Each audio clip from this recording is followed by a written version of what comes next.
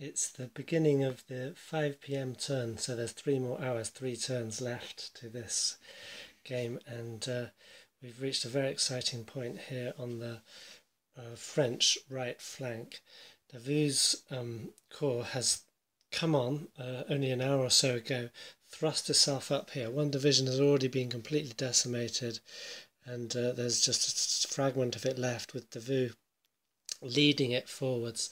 His other two divisions are here, and they're now being joined by Eylau 7th Division, is that? And then the Guard are moving up as well, leaving the French centre almost completely denuded except for headquarters.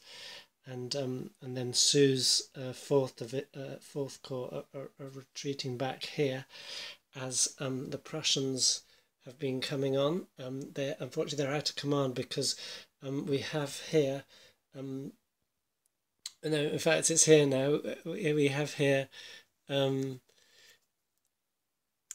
okay, so this is actually the 2nd Heavy Cavalry Division, which were attached to Sue's corps, and they were cut off in this wood when the Prussians came on, but they had managed to attack the Prussian headquarters in the Stock's advance guard, which followed Stock's advance guards that came on, which sent them scurrying back here. So the Prussians coming on heavily, but in a little bit of disarray, and now Ney is finally beginning to come on. He's got one more division of his corps to bring on next turn, so he's coming on here to cover Sue on the left flank here.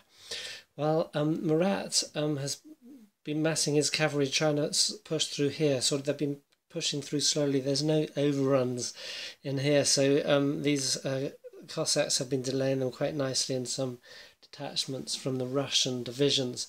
But this turn starts with, if you see these counters here, depict snow squalls. So this is in snow. It's in February, and it's everywhere's covered in snow. All these iced lakes and streams are iced over, and on 11 or 12 for each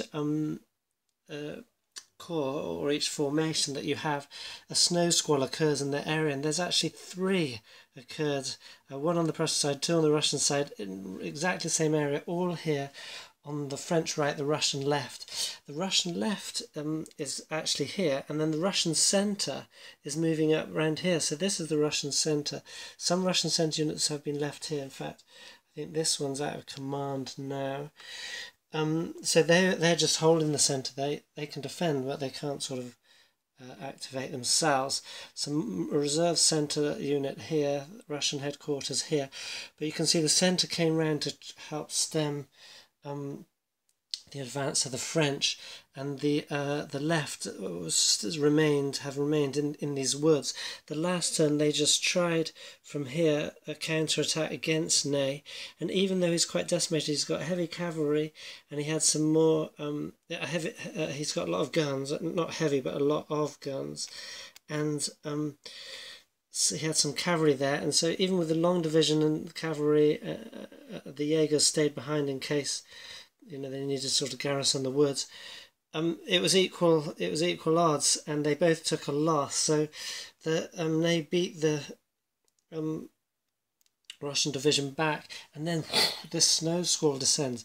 So this is crucial because this game is a lot about time. At least this actual, I'm not saying the system, but this actual game, because each side has to try and inflict as many losses on the other as possible without losing quite too much themselves. As I've figured out from the victory conditions, the French can actually lose more than they inflict on the Russians, and they still can gain a win. But be that as it may, it's not so easy because we only had something like 12 turns to do it in, and there's a chance each turn that no one gets activated, or very few formations get activated, and so the French have been praying for long activation turns, many activations, and they're not getting them, so they're running out of time.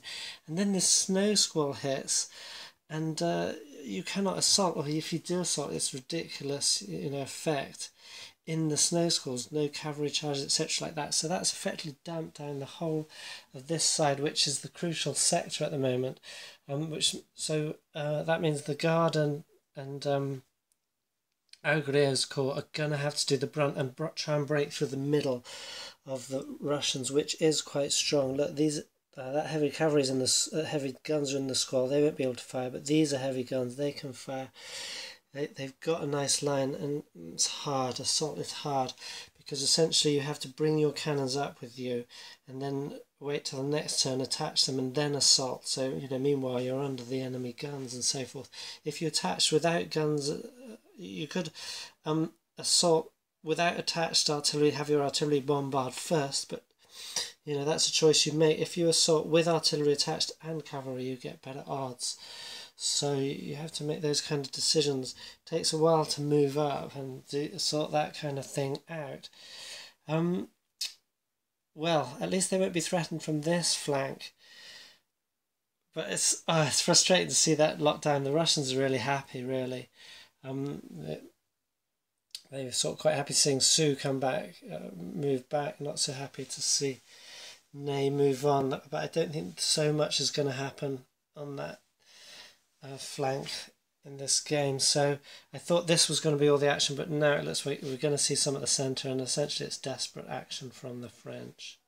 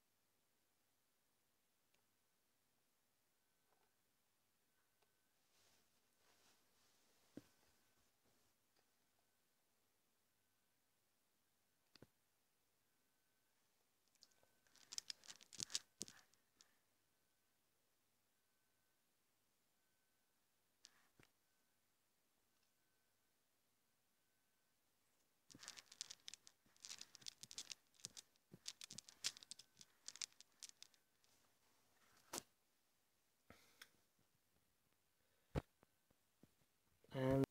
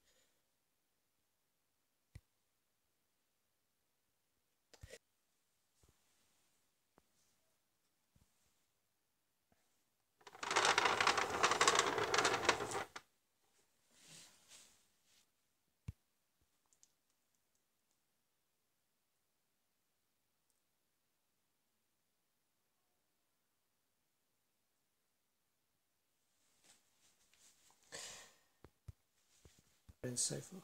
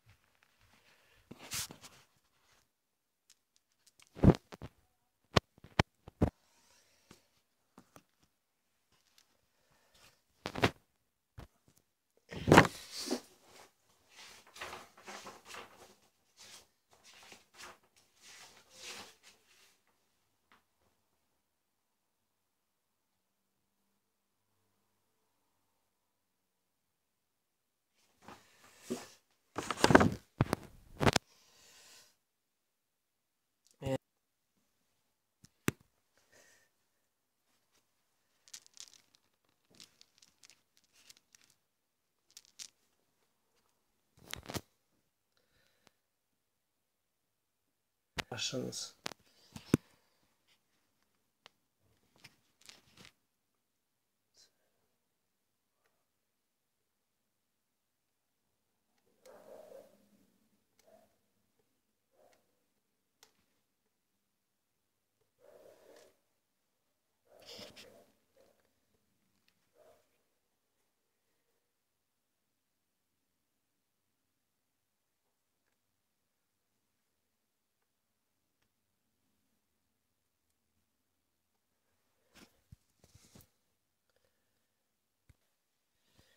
Changed my mind again, and I think I could do this. Correct me if they know otherwise. So these cavalry charged from. No, sorry, they were there. So some of these cavalry charged here. 1, 2. That's fine. They moved back, and can I charge these again like that? Or do I have to declare all the charges at the beginning? And do they have to be possible at the beginning? So I'm pretty certain I could do what I suggested. The upshot of it is that Pavlov's Cossacks were pushed back here and here, and by sort of 2 separate charges, and Murat's cavalry moves them up into here, and then hussars here, artillery here, and then bulk of his cavalry here, ready for a possible charge flank of the unit there.